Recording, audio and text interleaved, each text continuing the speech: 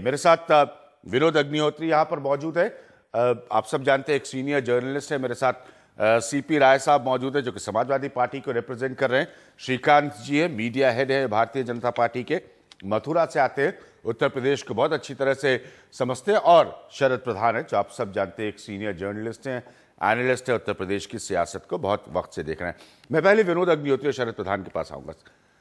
अभी डिटेल्स नहीं है इस रिपोर्ट के, अटकलें ये लगाई जा रही है कि भाई समाजवादी पार्टी और बीजेपी दोनों के ऊपर क्या स्थिति बन सकती है। कमाल ने जो बात अपने पीस टू कैमरा में कही, बात तो बड़ी स्पष्ट है, ये एक सांप्रदायिक साजिश थी। और पहले उस वक्त भी हम लोगों ने तमाम कार्यक्रम किए, आपने हमने कार्यक्रम किए, तब भी ये कहा गया कि जब कांग्रेगेशंस हो रही थी, अनाउंस्ड कांग्रेगेशंस हो रही थी, जब लोगों को बता के इकट्ठा किया जा रहा था, तब प्रशासन क्या कर रहा था और सब तरह के नेताओं ने उसमें जबरदस्त तरीके से शिरकत की। देखिए विज्ञान, मैं पश्चिमी उत्तर प्रदेश में 3-3.5 साल रहा हूं, नवभारत टाइम्स का ब्यूरो चीफ होकर के 87 में जी। और मैंने मेरठ का वो दंगा भी देखा था जो 3 महीने चला था, शहर में 3 महीने कर्फ्यू था जब मलियाना और हाशिमपुरा कांड हुए थे। मैं उस वक्त मेरठ में था। मैं पश्चिमी उत्तर प्रदेश की पूरे सामाजिक मनोस्थिति बहुत अच्छी तरह समझता हूँ। वहां शहरों में तो दंगे होते थे, 1987 का दंगा भी गाँव में नहीं पहुंचा था, जब 3 महीने मेरठ शहर जो है कर्फ्यू में था और मलियाना हाशिमपुरा जैसे कांड गांव में नहीं पहुंचा था। और गांव से बल्कि उल्टी धारा बही थी और महेंद्र सिंह टिकैत के नेतृत्व में भारतीय किसान यूनियन ने उस दंगों को रोका था और उनके उस पूरे इफेक्ट को खत्म किया था। वो एक लंबी कहानी है। इसमें क्या हुआ, मुजफ्फरनगर में एक छोटी सी घटना होती है उस गांव में, कवाल गांव में, और उसकी परिणति में एक युवक की हत्या होती है, उसके बाद मारपीट होती है, उसमें मारे जाते हैं, वो एक घटना होती है, लॉ एंड ऑर्डर का मसला होता है। उसके बाद जो राजनीतिक दल हैं, चाहे वो शासन वाले दल हों या विपक्ष के दल हों, उनकी भूमिका उसको शांत करने के बजाय आग में घी डालने वाली होती है। महापंचायतें होती हैं, उनमें बड़े बड़े नामी स्वनामधन्य पार्टियों के स्वनामधन्य विधायक और नेता शिरकत करते हैं, सभी पार्टियों के, बजाय उस आग को ठंडा, जैसे कवाल की रिपोर्ट ने कहा, उसमें वीडियोस दिखाए जाते हैं, उसमें भाषणबाजी होती है, भड़काया जाता है और कोशिश की जाती है कि उसको पोलराइज किया जाए, हिंदू मुसलमान, जाट मुसलमान बना करके, और बाकायदा किया जाता है। और उसके बाद वो दंगा चलता है, गांव में फैलता है, और गांव में जब दंगा होता है तो रोकना प्रशासन के लिए बहुत टेढ़ी खीर होता है। 47 में गांव में दंगा हुआ था जी, सही बात। तो गांव में, शहर का दंगा आप कंट्रोल कर सकते हैं law and order point of view से, लेकिन गांव का दंगा रोकना बहुत मुश्किल होता है। पूरे गांव में आप मिलिट्री पुलिस, लेकिन प्रशासन की जिम्मेदारी होती है। और जिस तरह से, और उसके बाद जब आप डीएम एसएसपी को एकदम से हटा देते हैं, नया डीएम एसएसपी आता है तो उसको समझने में 15 दिन लग जाते हैं, तो बहुत सारी कॉम्प्लिकेशंस हो जाते हैं। लेकिन सबसे गैर जिम्मेदाराना रवैया जो रहा है वो राजनीतिक दलों का रहा है इस मामले में, सत्ताधारी राजनीतिक दल और विपक्ष, और फिर बाकायदा चुनाव में उसकी फसल भी काटी गई। और जिन लोगों पे आरोप थे उनको सम्मानित किया गया बाकायदा पब्लिक मीटिंग्स में, सबके सामने है। तो कुल मिलाकर के बजाय आग में पानी डालने के, दंगा आग में घी डालने का काम हुआ है। शरद प्रधान, आप भी ये बात मानते हैं कि बजाय आग पर पानी डालने के आग में घी डालने का काम हुआ?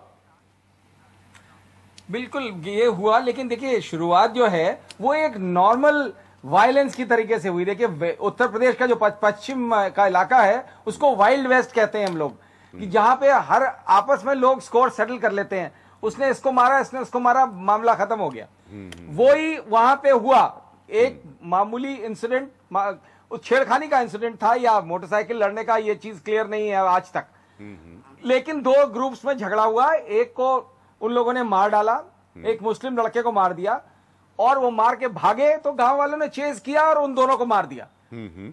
मामला वही सेटल हो जाता अगर प्रशासन की तरफ से और राजनीतिक रूलिंग पार्टी की तरफ से ये ऑब्जेक्टिव एक्शन होता दोनों पार्टीज के अगेंस्ट। वहां पे ये चीज आम लोग बताते हैं, मैं वहां गया हूं कई दफा, उस दौरान भी उसके बाद भी, तो लोगों का कहना यह है कि अगर प्रशासन ने सही तरीके से काम किया होता तो ये नौबत नहीं आती। और उसके बाद और जो प्रशासन था वहां पे, जिनको हटा दिया गया, वो सही एक्शन ले रहे थे, लेकिन राजनीतिक दल जो रूलिंग पार्टी यूपी की है, वहां के नेताओं ने उनको हटा दिया, वहां से रिमूव कर दिया और नए ऑफिसर्स को भेजा जो अच्छे ऑफिसर्स थे, लेकिन उनके लिए वो संभालना और मुश्किल काम था।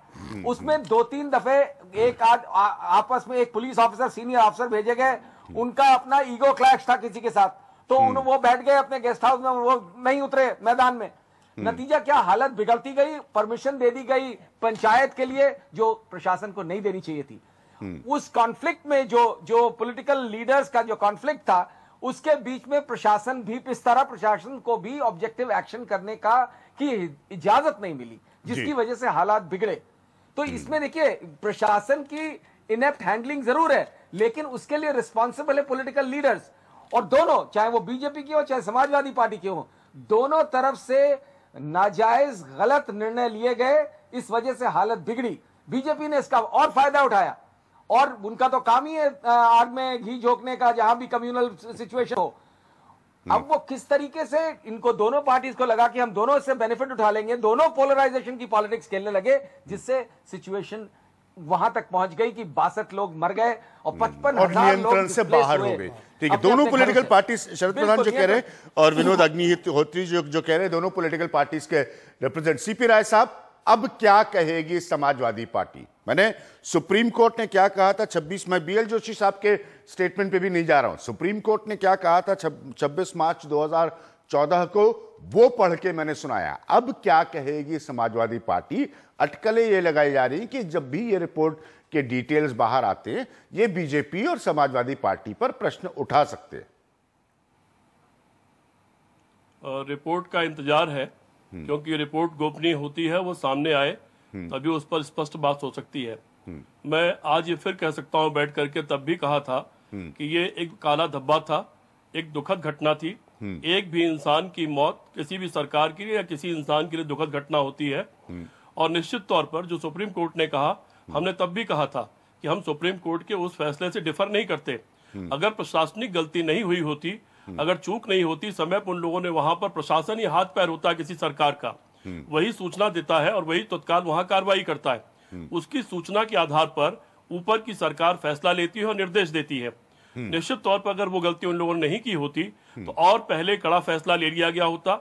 जिस त्वरित गति से फौज को बुलाया गया बिना 1 मिनट देर किए हुए, वो पहले कर दिया गया होता, इतनी जानें नहीं गई होती और इतने लोग बेघर नहीं हुए होते। ये निश्चित तौर पर दुखद समाचार है। लेकिन ये भी है, जैसा दोनों हमारे पत्रकार साथियों ने कहा, कुछ लोग आग में घी डालने का काम करते हैं। उस वक्त 2 सीडी चली और 2 तरह के फेसबुक और ट्विटर वगैरह पर पॉलिटिकल क्लास पर उत्तर प्रदेश की सियासत के आरोप है। कुछ लोग नहीं, सब लोग। आप दुखद तो कितनी बार आप दोहरा रहे हैं सीपी राय साहब, दुखद से कहीं ज्यादा ये गंभीर था। इसने पॉलिटिकल माहौल को उत्तर प्रदेश में पोलराइज किया। अभिज्ञान जी, मैं अपनी बात पूरी कर लूं। मैंने तो वहीं से शुरू किया। हाँ। मैं कहीं गलत चीज का पक्ष नहीं लेता हूं। हाँ। तो उस वक्त 2 तरह के चित्र भेजने शुरू किए गए, लोगों को सीडी बांटनी शुरू की गई। जब उन चित्रों की जांच की गई, एक अफगानिस्तान का था किसी के गर्दन काटते हुए, और एक जली हुई लाशों का अफ्रीका का था, और उनको ब्लड करके भेजा गया था ये बता करके कि यहाँ की घटना है, और गांव-गांव में फैलाने की कोशिश की गई। साजिश तो बहुत बड़ी थी, जो विनोद अग्निहोत्री जी ने कहा, गांव में दंगे इस देश में कभी नहीं होते, लेकिन वो गांव तक फैलाने की कोशिश की गई थी। ये तो तत्काल फैसला और फौज का आ जाना कि वो बड़ी घटना होने से वो टल गई। लेकिन जो भी हुई बहुत दुखद थी। उसमें सरकार का जो रोल हो सकता था, सरकार जो कर सकती थी, सरकार ने वो किया। और अभी हमको, और इसीलिए नियत सरकार ने जो किया नहीं, क्या सरकार आज शर्मसार है अपने रोल को लेकर? क्या सरकार आज शर्मसार है? मैं नहीं कह रहा हूं अभिज्ञान प्रकाश, मार्च का जो मैंने स्टेटमेंट आपको सुप्रीम कोर्ट का बताया है, उनका ऑब्जर्वेशन वो पढ़ के सुना रहा हूं कि prima facie we prima facie hold the state government responsible for being negligent at the initial stage in not anticipating the communal violence and for not taking necessary steps for its prevention.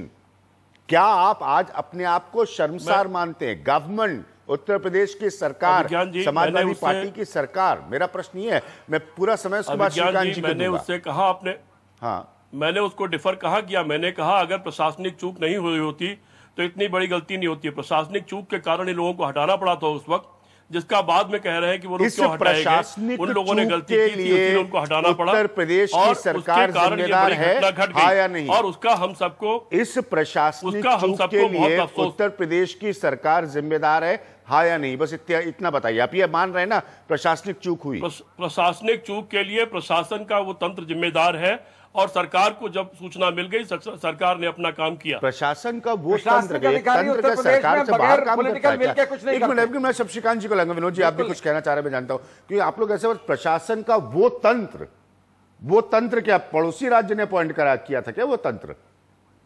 आप लोग किस तरह का logic दे रहे हैं? पहली जिम्मेदारी उसी की होती है जिसकी सरकार हाँ एक मिनट हमारे कॉन्करेंट लिस्ट में लॉ एंड ऑर्डर जो है वो स्टेट सब्जेक्ट है। श्रीकांत जी अभी एक बड़ी सीरियस सिचुएशन है बीजेपी। एक मिनट मैं सीपी राय साहब पूरा समय दूंगा, श्रीकांत जी के पास नहीं आ पाया हूं। रिपोर्टर सूचना देते हैं तब आपके पास सूचना आती है, उसी तरह हमारे लिए प्रशासन काम करता है।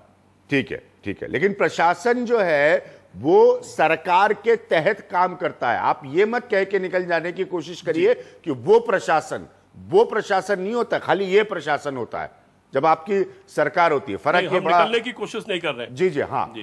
ये बहुत स्पष्ट फर्क है उसके डायरेक्शन पे करता है। बीजेपी पर एक मिनट श्रीकांत जी को लाना चाहूंगा। हाँ शरद प्रधान जी, श्रीकांत जी, बीजेपी पर पॉलिटिकल चार्ज तब भी पोलराइजेशन का लगा। आज मैं ये नहीं कह रहा हूं, ये रिपोर्ट गोपनीय, कल को इसके डिटेल सामने आ सकते हैं। क्या बीजेपी भी अपने आप को उतना ही गिल्टी मानती है जितना वहां की राज्य सरकार के बारे में कहा जाता है? अभिज्ञान जी, मैं आपको स्पष्ट कर दूं कि अभी तक मीडिया में जो इस रिपोर्ट की जो अब तक की जानकारियां आई हैं, जो भी बिंदु आए हैं, उन सभी बिंदुओं को लेकर हम इस रिपोर्ट को खारिज करते हैं। ठीक है। नंबर एक, इसको खारिज इसलिए करते हैं कि ये जब इन्वेस्टिगेशन हाई कोर्ट के अंदर चल रहा है, अपना एसआईटी काम कर रही है, तो इस रिपोर्ट का औचित्य क्या है। नंबर दो, जब इस गठन किया गया था आयोग का, हमने उस समय भी कहा था कि भाई जब सुप्रीम कोर्ट ने सीधे सीधे तौर पर अखिलेश जी की सरकार को जिम्मेदार माना है, आपकी चूक है, आपकी लापरवाही है, आपकी वोट बैंक की पॉलिटिक्स इसके पीछे है, तो आयोग का गठन क्यों है? क्या आप अपने फेलियर्स को कवर अप करना चाहते हैं? नंबर दो, अभिज्ञान जी, मैं अपने पत्रकार जो मित्र हैं हमारे दोनों, शरद जी और अग्निहोत्री जी, मैं इन पर कोई टिप्पणी नहीं करना चाहता। मैं टिप्पणी करता भी नहीं हूं पत्रकारों पर, उनका अपना एक इंडिपेंडेंट ओपिनियन है, वो जो सोचते हैं वो बोलते हैं। नंबर दो, इसकी हम तय में जाएं कि ये घटना जो घटी इसके बारे में उस परिवार के लोगों को भी संपर्क किया गया जिस बहन को छेड़खानी की जा रही थी, थाने के अंदर एसएचओ को भी अप्रोच किया गया जो विक्टिम परिवार था, लेकिन कोई कार्रवाई उन अपराधियों पर नहीं हुई। जब बहन के साथ बदतमीजी हुई और जब गौरव और सचिन की हत्या हुई, हत्या के बाद जो हत्यारे थे उनको गिरफ्तार किया गया और एक नेता के दबाव में उन हत्यारों को छोड़ा गया और एक टीवी चैनल ने इसको पूरा बाकायदा स्टिंग भी किया था, जानकारी भी आई थी। और उसके बाद फिर 30 तारीख को सपा बसपा और बाकी लोगों की महापंचायत होती है, तो उसके बाद प्रशासन लापरवाह रहा, प्रशासन सोता रहा, कोई कार्रवाई प्रशासन की तरफ से नहीं हुई। छेड़छाड़ की घटना सबक लेते हैं अगर कहीं कोई दंगा होता है तो, लेकिन श्रीमान अखिलेश जी की सरकार ने आज तक कोई सबक नहीं लिया है। आज भी उत्तर प्रदेश में कानून का राज नहीं है। लेकिन श्रीकांत जी, बीजेपी बड़े कन्वीनियंस से कह रही है कि आप इस रिपोर्ट को खारिज करते हैं। बहुत महत्व होता है। बीजेपी अपना स्टैंड आज भी श्रीकांत जी बड़े कन्वीनियंस से ले रही है कि आप इस रिपोर्ट को खारिज करते हैं। 25 ऐसी अभिज्ञान जी घटना है जहां पुलिस के संरक्षण में महिलाओं के साथ बदतमीजी हुई। तो ऐसी घटना है जहां कस्टडी के अंदर महिलाओं के साथ बदतमीजी हुई। अभिज्ञान जी, एक सेकंड बस, एक सेकंड। हाँ। और 600 से ज्यादा ऐसी घटना है जहां सपा के लोगों ने पुलिस वालों की पिटाई की। अभी भी कोई सबक सपा सरकार ने उस दंगे से नहीं लिया है। ये मात्र लीपापोती है अपने निकम्मेपन को छुपाने के लिए। इस रिपोर्ट का सिर्फ वो एक तरीके से कवर अप कर रहे हैं और इससे ज्यादा कुछ नहीं है। ठीक है, आप एक सेकंड, आप श्रीकांत जी बड़े कन्वीनियंस की बात कर रहे हैं। आप कह रहे हैं कि आप इस रिपोर्ट को मानेंगे ही नहीं, इसको सिरे से खारिज करते हैं, ये समाजवादी पार्टी की तरफ से कवर अप है। इससे क्या बीजेपी पर उठने वाले प्रश्न, बीजेपी और उनके चेहरों पर उठने वाले प्रश्न धुल जाएंगे? आप बताइए मुझे। चलिए, मैंने एक सेकंड के लिए मान लिया कि आप खारिज कर रहे हैं इस रिपोर्ट को, क्या बीजेपी और उसके चेहरों पर उठने वाले एक सभा में बात में धमकी दी थी। एक मिनट, सीपी राय साहब उनको रिस्पॉन्ड करने दीजिए। आप जब बोल रहे थे मैंने श्रीकांत जी ने इंटरफेयर नहीं किया था। जी, ये जो रिपोर्ट है ये पॉलिटिकली मोटिवेटेड है और जो कार्रवाई हुई अखिलेश जी की सरकार से वो भी मोटिवेटिव थी कि पॉलिटिकली मोटिवेटिव इसलिए थी कि इन्होंने हमारे नेताओं पर रासुका लगाया था। मैं आपको स्पष्ट कर दूं, रासुका लगाया था और उस रासुका को कोर्ट ने खारिज कर दिया। नंबर 2, आप वोट बैंक की राजनीति, जब दंगा हो गया, दंगा पीड़ितों पर जो राहत आप दे रहे थे, जो रिहेबिलिटेशन और मुआवजा आप दे रहे थे, उसमें भी आपने मुस्लिम और हिंदू बांट दिया।